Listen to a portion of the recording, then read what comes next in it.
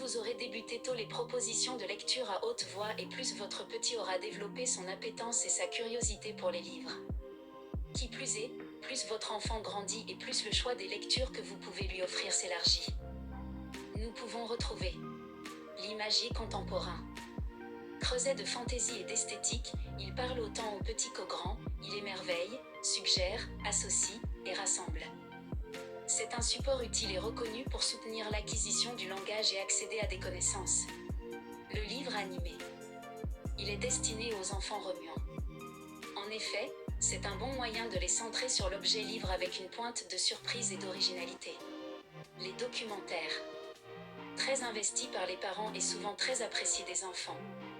Ils représentent un accompagnement utile à la découverte du monde.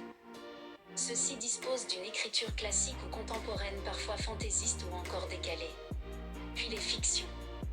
La qualité de l'album réside dans l'association réussie d'un texte souvent court, choisi et travaillé avec des images exigeantes sur le plan artistique.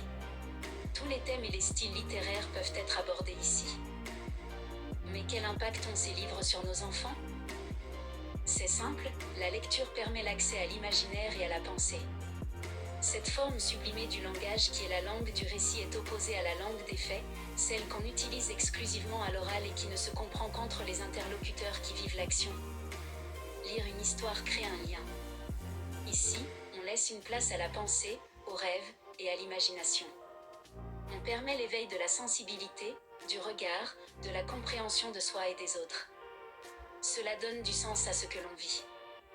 Et par extension, c'est un accès direct à la verbalisation.